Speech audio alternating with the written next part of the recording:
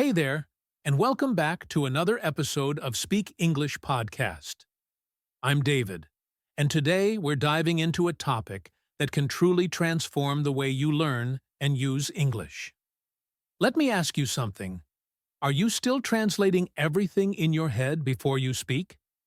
If so, you're not alone. And I'm Sarah. We've seen this struggle with so many learners. They understand English, but when it comes to speaking, their brain just freezes because they're trying to translate everything word by word. That's why in today's episode, we're going to talk about how to stop translating in your head and start thinking in English. Exactly. Thinking in English is a major breakthrough for fluency, and we're going to show you step by step how to make that happen. We'll explain the technique, give you real-life examples, and help you feel confident using English in a more natural, direct way. So if you've ever felt stuck, or if you want to take your English to the next level, this episode is for you. How to stop translating in your head and start thinking in English. Say it with us, because that's what you're going to do. Make sure to hit that subscribe button and give us a like, so you don't miss any tips to boost your fluency. Let's get started. Let's start with a simple truth. Most English learners translate everything in their heads before speaking. They hear a sentence, convert it into their native language, find the right words, and then try to say it back in English.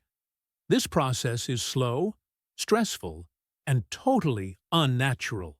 Exactly. And that's the biggest reason why many people feel stuck, even after studying for years. The brain gets used to relying on translation, so it never builds real fluency. Instead of thinking in English, you're constantly comparing it with your own language, and that creates mental blocks. Thinking in English means connecting directly with the words and ideas in English, without switching back and forth between two languages.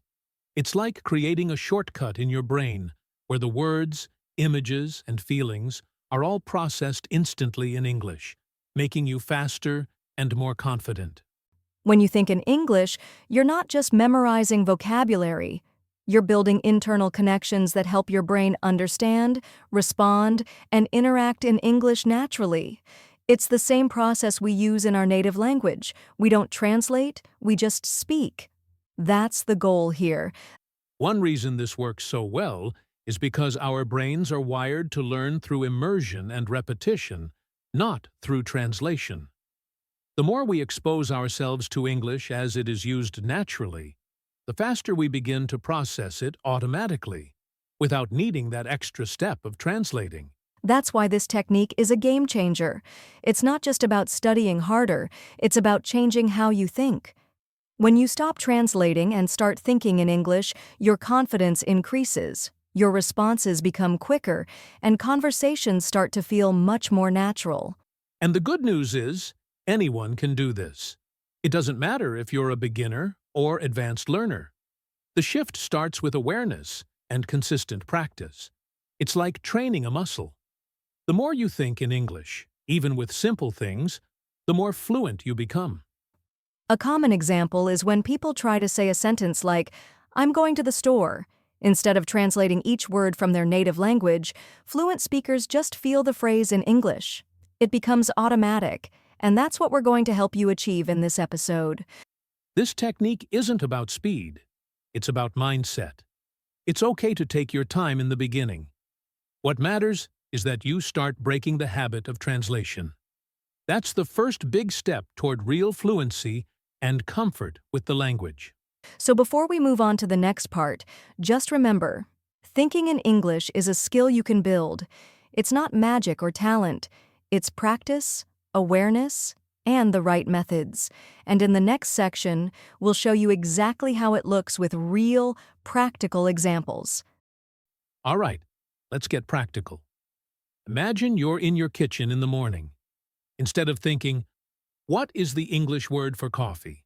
and translating it, just say to yourself, "I need coffee," or "I'm making coffee," directly in English. No translation, just say it as the thought comes. That's a great example. Even better, describe what you're doing as you do it. Like, I'm opening the fridge, I'm getting the milk, I'm pouring it in. These are simple actions, but when you describe them in English, you're training your brain to live in the language. And it doesn't stop with actions. You can also express your feelings. Let's say you're tired. Don't think in your native language and then translate it. Just say, I feel tired, or I didn't sleep well. The idea is to keep your internal dialogue in English as often as possible. You can also use this technique while walking or commuting. Look around and name what you see. A red car, two people talking, it's cloudy today. These observations may seem simple, but doing them in English builds your ability to react in real conversations without hesitation. Another great way to practice is by imagining a conversation. Let's say you're at a cafe. Picture yourself ordering, "Hi, can I get a coffee, please?" Then imagine the barista responding. Practice both sides in English. You don't need a real person, just your imagination. And don't worry about perfection. You might make grammar mistakes or forget a word. That's totally fine. What matters is that you stay in English mode. Resist the urge to fall back into your native language. This is how you train your brain to think automatically in English. To make it even more effective, try using your phone's voice recorder and describe your day. Just speak freely for a minute or two. Later, you can listen and hear your progress. The more you do it, the easier it gets. It's like building a new habit, one small step at a time. You can also use objects around your home.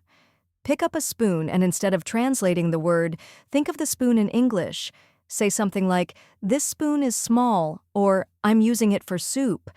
The more you associate English with everyday objects, the more natural it becomes. Try this at bedtime, too. Before sleeping, review your day in English. Think, I woke up early. I went to work. I had lunch with a friend. This quiet moment is perfect to reflect and use the language without pressure, helping your brain stay connected to English. And one of my favorites, talk to yourself, out loud or in your mind. Describe what you're doing, thinking, or feeling. I'm nervous about tomorrow. I hope it doesn't rain. These small phrases turn into fluent habits over time. You're not just speaking, you're thinking in English. Now that we've explored the technique, let's talk about the incredible benefits of thinking in English. First, you'll notice your fluency improving almost immediately. When you stop translating, you start speaking faster and more confidently because your thoughts are directly in English. Exactly. The more you practice, the less your brain has to work to switch between languages. This means you can respond to questions, express ideas, or tell stories much more naturally. You won't need to search for words or hesitate. Another huge benefit is that thinking in English helps you get used to different sentence structures. English has its own way of organizing ideas, and when you stop translating, you begin to understand and internalize those structures. This makes speaking smoother and less mechanical. Plus, when you think in English, you're engaging more deeply with the language. Instead of just memorizing vocabulary, you start creating meaningful connections in your brain. This boosts your retention, and soon you'll be able to understand and speak even more complex sentences. And let's not forget about the emotional benefit. As you become more fluent, you'll feel more comfortable and confident using English in all sorts of situations, whether at work, in social settings, or even traveling. The more you think in English, the less anxious you'll feel when speaking. Definitely. Thinking in English also helps you become more intuitive when it comes to grammar. You stop worrying about rules and start feeling the language. It's like how native speakers just know what sounds right. Your brain does the same thing with enough practice. And remember, this isn't something that happens overnight. But the great thing is that with consistent practice, you'll see steady progress. You'll find that even when you don't consciously think about it, English will start coming to you more naturally in conversations. Another benefit is that it helps you understand spoken English better. When your brain is used to thinking in English, it becomes easier to process spoken language, even in real-time conversations. You won't get stuck trying to translate what you hear before responding. Over time, This practice builds an inner fluency. You won't just be learning English, you'll be living in it. Your brain will naturally adapt to thinking, speaking, and understanding English just like a native speaker. And finally, thinking in English helps you become more creative with the language. Instead of relying on pre-learned phrases or structures, you'll start to experiment and play with words. You'll express yourself more freely and even enjoy the language more. Now that we've discussed the benefits, let's dive into the practical steps you can take to start thinking in English. First, start small. Begin with simple, everyday activities. For example, when you're making breakfast, try to describe the actions in English. I'm cracking the eggs, or I'm stirring the coffee. Exactly, David. The key is to start with what you know. You don't need to use complicated words or sentences. Just speak about your daily routine in English. Try to use simple phrases like, I'm brushing my teeth, or I'm getting ready to go outside. Next, listen to English as much as possible. Watch movies, listen to podcasts, or follow English-speaking YouTube channels. The more you hear English, the more familiar you become with it. Over time, this helps your brain internalize the language, making it easier to think in English. Also, try to make English a part of your daily environment. Change the language settings on your phone, write your shopping list in English, or even label objects around your house. These small actions immerse you in English all the time, helping you think in it more naturally. Another powerful step is practicing speaking. Even if you're by yourself, talk out loud in English. You could say, "Today is a sunny day," or "I need to buy some vegetables later." The more you practice speaking, the easier it becomes to think in English during conversations. And don't forget to challenge yourself. Set small goals like thinking in English for 5 minutes a day. Increase the time gradually. The more you push yourself to use English in your thoughts, the quicker you'll develop fluency and confidence. You can also use tools like language exchange apps, where you can chat with native speakers. This not only gives you real-life practice, but also forces your brain to think in English during conversations. Plus, you'll get valuable feedback to improve even more. Another great way to practice is through journaling. Write down your thoughts in English, whether it's about your day or how you're feeling. Writing helps reinforce the habit of thinking in English because it gives you time to process your thoughts in the language. Remember, consistency is key. You don't have to spend hours practicing each day. Just try to incorporate a little bit of English into your day, every day. Whether it's 5 minutes of speaking, listening, or writing, regular practice adds up quickly. Lastly, be patient with yourself. It's okay if you don't think in English perfectly at first. The goal is progress, not perfection. Keep practicing, and over time you'll notice a shift. You'll find yourself thinking, speaking, and understanding English more naturally. As you start practicing thinking in English, you'll likely make some mistakes along the way. One of the most common errors is overthinking. When you're trying to think in English, don't pause to find the perfect word. Just say what comes to mind, even if it's not perfect. Yes, exactly. Another mistake is trying to translate word for word. Remember, English has its own way of structuring sentences. Don't get stuck trying to directly translate from your native language. For example, in English, we say, I'm going to the store, not I am going to store. Another mistake people make is focusing too much on grammar.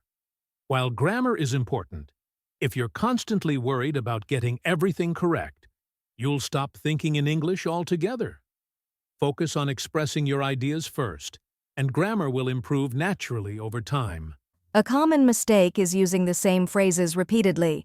While repetition is important, it's also important to expand your vocabulary. Don't limit yourself to a few set phrases like I don't know or I like it. Try different ways to express the same idea. For example, say, I enjoy it or I find it interesting. Another mistake is being too hard on yourself. If you make a mistake, don't let it discourage you. Learning a language is a process, and you'll make mistakes along the way.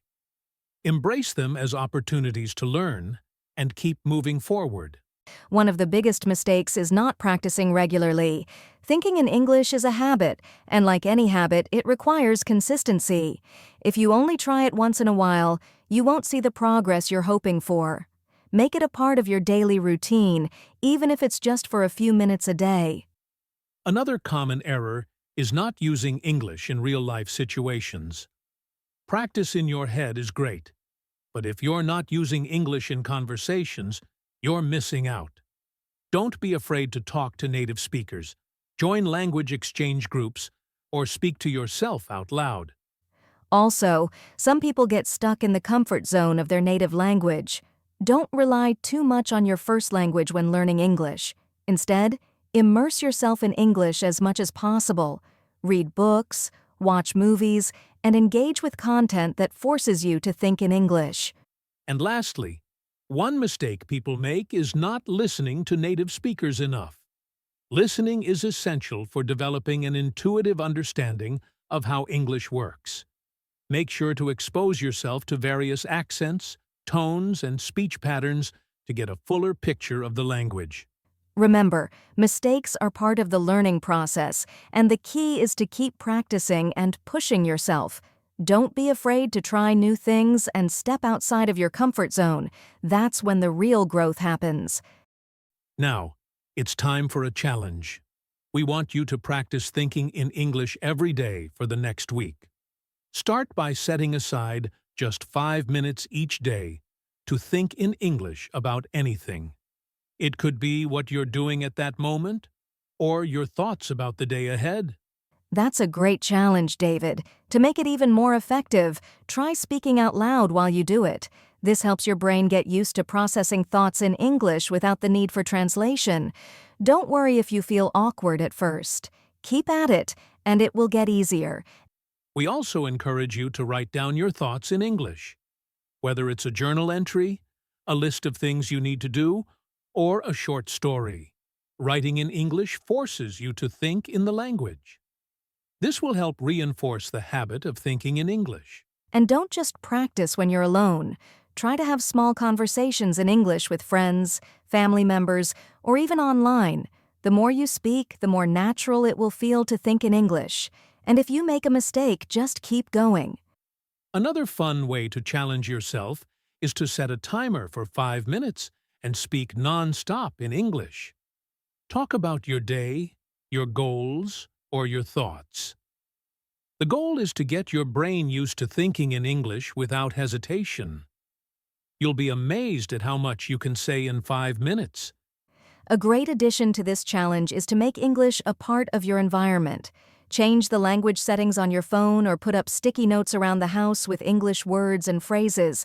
This constant exposure will keep English in your mind, even when you're not actively studying. And remember, consistency is key. Even if it's just 5 minutes a day, doing it every day will lead to noticeable improvements. Don't try to do everything at once. Start small and gradually increase the time as you feel more comfortable. Also, try to mix up your practice. Watch English movies, listen to podcasts, or read books in English. This variety will help you expand your vocabulary and see different ways to express your thoughts. You'll start noticing patterns in how native speakers think and speak. Lastly, share your progress with others. Whether it's in a language learning group or with a friend, talking about your challenge will keep you motivated and accountable. Plus, you might get some valuable tips from others who are also learning. So remember, this challenge is all about consistency and making English a natural part of your life. Keep practicing every day, and you'll see your fluency improve. Don't rush. Just enjoy the journey of thinking and speaking in English. We've covered a lot today on how to stop translating in your head and start thinking in English. Remember, it's all about immersing yourself in the language and consistently practicing, even if it's just for a few minutes each day. Yes, and don't forget the importance of speaking out loud and embracing mistakes along the way. The more you push yourself to think and speak in English, the easier it will become. Don't worry about being perfect. Just focus on progress. We've also discussed some common mistakes, like translating word for word and overthinking. By avoiding these errors, you'll start to think in English more naturally and gain confidence in your speaking. And of course, the challenge we gave you today is key. Practice thinking in English every day, even if it's just for 5 minutes. The more you practice, the more fluent you'll become. Stay consistent, and you'll see improvement. If you've made it this far, it's clear that you are serious about improving your English fluency. We'd love to hear from you. Share your experiences in the comments. Have you tried thinking in English already? What challenges did you face? Absolutely. Comment with the word head if you've reached the end of this video, so we know you're committed to your language learning journey. We love hearing from you and knowing how we can help you further. And, of course, don't forget to like this video and subscribe to our channel. By subscribing, you'll stay updated with more practical tips and strategies to improve your English fluency. If you found this episode helpful, give us a thumbs up. Your support means a lot to us and helps us create more content like this. Let us know what topics you want us to cover next. Thank you for joining us today. We're excited to hear about your progress and to continue helping you on your language learning journey. Keep practicing, stay motivated, and we'll see you in the next episode. Until next time, keep thinking in English and enjoy the process of learning. See you soon.